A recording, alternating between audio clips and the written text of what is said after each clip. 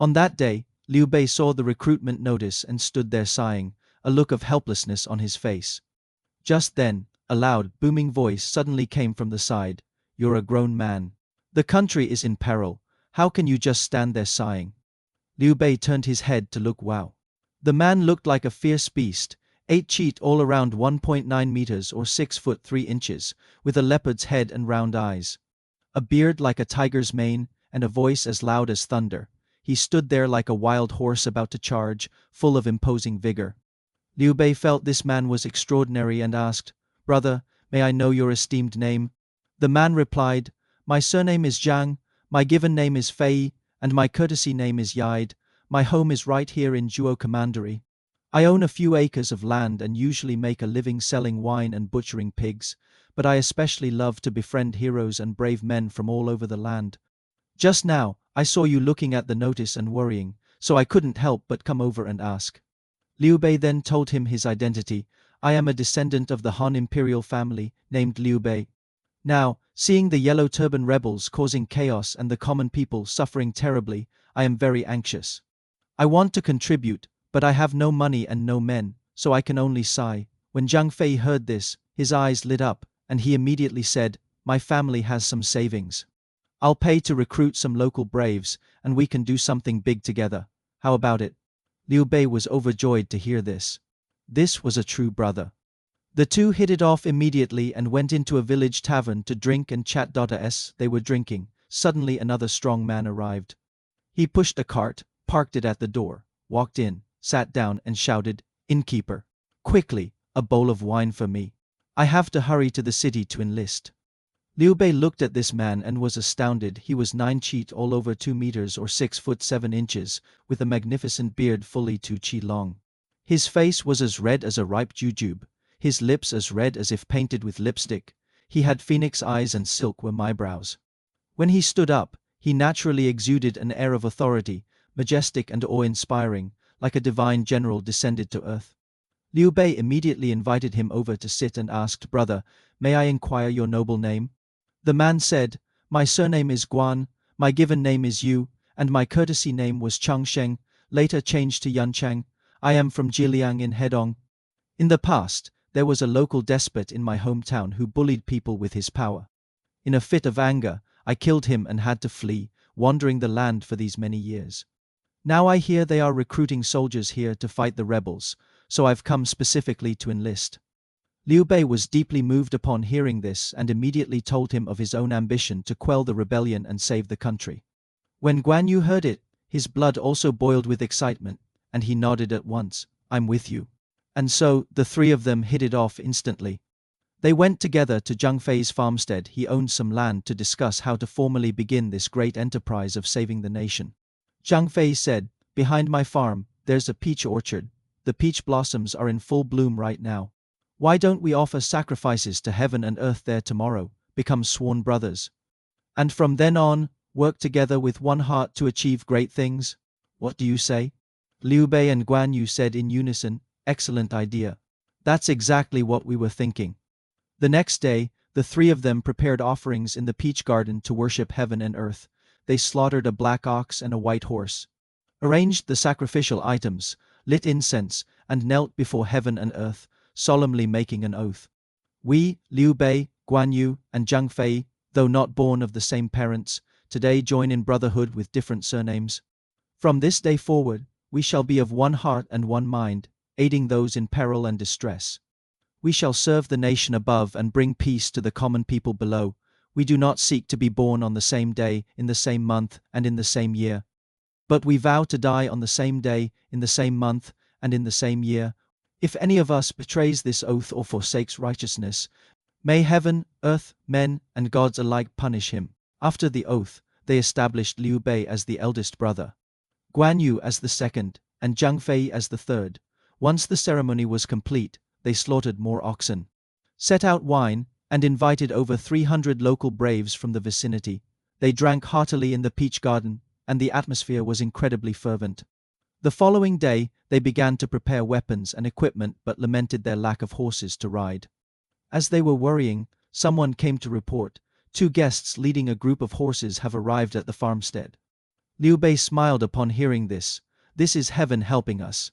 The three hurried out to welcome them. It turned out the two men were merchant brothers Zhang Shipping and Su Shuang, who were major horse traders from Zhongshan. Every year they traveled north to sell horses. But this time, due to the Yellow Turban chaos, they had to return early. Liu Bei invited them into the farmstead, entertained them, and told them of his ambition to quell the Yellow Turban rebels and bring peace to the land. When the two merchants heard this, they immediately slapped the table in support. Yours is a righteous endeavor. We are willing to donate 50 fine horses, 500 taels of gold and silver, and 1,000 catties of wrought iron to aid you. Liu Bei thanked them profusely. The three brothers immediately commissioned blacksmiths to forge their weapons. Liu Bei ordered a pair of double-stranded swords. Guan Yu had the renowned green dragon crescent blade, also known as the cold-ravishing sword, forged, weighing a full 82 catties. Zhang Fei, for his part, had an 18-foot-long Zhangba steel-tipped serpent spear made, along with a full suit of armor. They then gathered over 500 local braves, formed a troop, and brought their men and horses to report to Zhu Jing. When Zhu Jing saw how imposing the three men were, he took them to see the Grand Administrator, Liu Yan. The three went in and announced their names, with Liu Bei mentioning his imperial lineage. Liu Yan was overjoyed and on the spot recognized Liu Bei as his honorary nephew. Not many days later, a report came. The Yellow Turban General, Cheng Yuanzi, is leading 50,000 troops to attack us. Upon hearing this, Grand Administrator Liu Yan immediately ordered Zhu Jing to take Liu Bei, Guan Yu, and Zhang Fei, along with their 500 braves, to meet the enemy. The three brothers, hearing the call to duty, naturally accepted without hesitation and immediately led their troops out. They marched all the way to the foot of Daxing Mountain and finally encountered the enemy forces. From a distance, the Yellow Turbans truly lived up to their name. Every one of them had disheveled hair and a yellow cloth tied around their head, looking like a band of wild monks. The two armies formed ranks and faced each other. Liu Bei rode out in front, flanked by Guan Yu on his left and Zhang Fei on his right, the three of them standing out side by side. Liu Bei raised his horsewhip and berated them loudly. You rebellious scoundrels, why don't you surrender at once? Cheng Yuanzi was furious and immediately sent his deputy general, Deng Mao, to engage them. Zhang Fei, quick as an arrow, charged out. With a flick of his 18-foot serpent spear, he thrust directly into Deng Mao's chest, spearing him from his horse on the spot. Cheng Yuanzi, seeing his beloved general killed, was enraged. He spurred his horse forward, raising his blade to strike at Zhang Fei. But Guan Yu had already seen his chance. He charged forward, wielding his great blade. Cheng Yuanzi, seeing this imposing figure, was startled. Before he could even parry, Guan Yu's blade sliced him in two, killing him instantly on the spot. Later, a poem praised them thus: heroes first reveal their edge today. Zhang Fei his spear, Guan Yu his blade display, their prowess shone with their first mighty stand, their names henceforth renowned throughout the land. Literally, their names henceforth spread through the three parts of the world. This battle was fought swiftly and fiercely. Guan Yu and Zhang Fei achieved great merit in their very first engagement, directly slaying the Yellow Turban General. When the Yellow Turban rebels saw Cheng Yuanzi cut in two, they were scared out of their wits. The entire force broke and fled for their lives. Liu Bei would not let such an opportunity slip. He ordered a full pursuit, and countless rebels surrendered along the way. This battle was, by all accounts, a resounding victory. Grand Administrator Liu Yan was extremely pleased. He personally came out to welcome the three brothers, commended the troops, and everyone was rewarded, just as everyone was still basking in the joy of victory. An urgent dispatch arrived from Gong Jing, the Grand Administrator of Qingzhou. The Yellow Turban rebels are besieging the city. We're about to fall. Send troops to rescue us, quickly. Liu Yan immediately consulted Liu Bei. Liu Bei, filled with righteous spirit, said, I am willing to lead my troops to their rescue. Thus, Liu Yan dispatched Zhu Jing with 5,000 soldiers, and had Liu Bei, Guan Yu, and Zhang Fei accompany them to Qingzhou. When they arrived, the Yellow Turban rebels were fiercely attacking the besieged city. Seeing reinforcements arrive, the rebels immediately divided their forces to counter them. However, Liu Bei's contingent was outnumbered and couldn't prevail. Forced to retreat 30 li to set up camp, Liu Bei calmed himself and said to Guan Yu and Zhang Fei, we are few in number. A direct confrontation won't work. We must use a clever strategy to win. So he laid an ambush. he had Guan Yu take 1,000 men and hide on the left side of a mountain. Zhang Fei took 1,000 men and hid on the right side of the mountain. They agreed to charge out together upon hearing the signal of the sounding metal, the striking of a gong. The next day, Liu Bei and Zhu Jing deliberately led their troops forward with great fanfare to provoke the enemy. The rebels indeed took the bait and gave chase. Liu Bei fought and feigned defeat, luring the rebels into the ambush. As soon as the enemy troops crossed the mountain ridge, the signal horn blew. From the left and right of the mountain, two armies led by Guan Yu and Zhang Fei suddenly charged out. Liu Bei also immediately turned his forces around to counterattack, resulting in a three-pronged assault.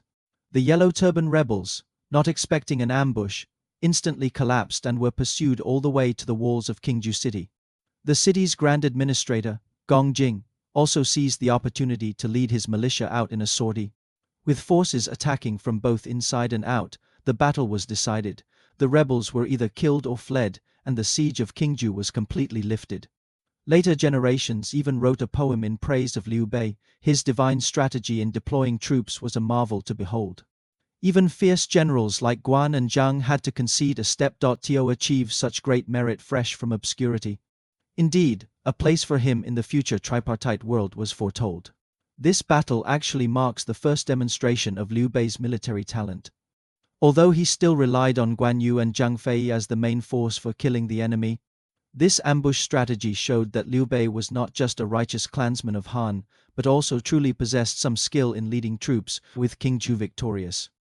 Grand Administrator Gong Jing held a banquet to reward Liu Bei and his two brothers, and the atmosphere was very lively. Zhu Jing was preparing to lead his troops back to Zhuo Commandery. But Liu Bei said, "I hear that General Lu Zi is fighting the Yellow Turban leader Zhang Ju at Guangzhong. I once studied under him as his student, and I wish to go and help." Zhu Jing, upon hearing this, couldn't very well force him to stay, so he led his own troops back. Liu Bei, Guan Yu, and Zhang Fei, with their original 500 men, made straight for Guangzhong, rushing all the way to Lu Zi's military camp. Upon arriving at the command tent, Liu Bei paid his respects and explained his intentions.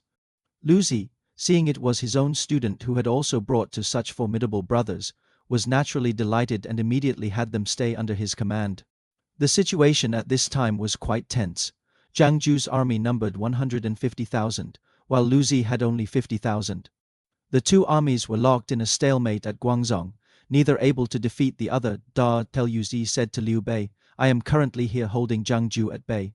However, Zhang Ju's two younger brothers, Zhang Liang and Zhang Bao, are causing trouble in Yingquan and are fighting against Huang Fusong and Zhu Jun. Take your men, and I will give you another 1,000 government troops. Hurry to Yingquan, assess the situation, and help suppress the rebels." Liu Bei accepted the order and, leading his troops, hastened towards Yingquan that very night. When he arrived, the fighting was intense. Huang Fusong and Zhu Jun had joined forces against Zhang Liang and Zhang Bao, and the situation was still somewhat favorable to the imperial court. The Yellow Turbans couldn't win and temporarily retreated to Changxi, where they set up their encampment on a large grassy plain. Huang Fusong, observing the terrain, had a flash of inspiration and said to Zhu Jun, "The rebels are camped in a grassy area. We can use fire to burn them out." Acting decisively, he immediately ordered his soldiers each to gather a bundle of dry grass and lie in ambush near the enemy camp. That night, a strong wind happened to pick up the opportunity had come. Deep into the night around the second watch, between 9 and p.m., the order was given, and the soldiers simultaneously set fire to the camp. The blaze lit up the sky, illuminating the entire rebel camp as if it were daytime. The Yellow Turbans were caught completely off guard. Horses couldn't be saddled, men couldn't don their armor. They fell into chaos, fleeing for their lives in all directions. This burning of the Changxi camp decimated the Yellow Turban forces and greatly boosted the prestige of Huang Fusong and Zhu Jun. And Liu Bei, Guan Yu, and Zhang Fei, though their numbers were few, also charged into the fray and achieved considerable merit. So that night, the fire attack was successful. The Yellow Turban camp was burned to a crisp, and the rebels fled in terror. Zhang Liang and Zhang Bao, the two brothers, taking advantage of the pre-dawn darkness, tried to lead their remaining routed forces to slip away via a small path. Unexpectedly, just as they rounded a bend, they ran straight into an army with red banners fluttering. This army advanced with a menacing air. At its head rode an imposing general, 7 feet tall, with narrow eyes and a flowing beard. He was none other than the man who would later be widely known as Kowtow, courtesy name Mengdi. First, let's talk about this man's background. Kowtow was from Kiao County in the state of Pei. His father was Kaosong, who was originally surnamed Jiahu but changed his surname to Cao after being adopted by the eunuch Cao Teng, one of the regular attendants. Kowtow's childhood nickname was Ah Man, and he was also called Jili. As a youth, he wasn't fond of scholarly pursuits, preferring hunting, singing, and dancing. He had a clever personality and was full of ideas, the type who really knew how to use his brain. However, his uncle thought he was too playful and not a serious person, and often spoke ill of him to his father, Kaosong. One time, Kowtow had a brainwave. Seeing his uncle approaching, he pretended to have a stroke and collapsed to the ground. His uncle was terrified and rushed to inform Kaosong. Kaosong hurried over, only to find Cao standing perfectly fine, completely recovered. Kaosong asked, "Didn't your uncle say you had a stroke? How did you get better?" Kowtow answered very cunningly, "How could I be sick? It's because uncle dislikes me that he makes up such things to slander me." From then on, Kaosong no longer believed what his brother said, and Kowtow was able to indulge in his playful ways even more freely. At that time, there were a few perceptive individuals who had already recognized that Kowtow was no ordinary man. A famous scholar named Qiao Zuin told him directly, "The world is about to fall into chaos. The one who can bring peace to it is probably someone like you." He Yong of Nanyang also said, "The Han dynasty is on the verge of collapse.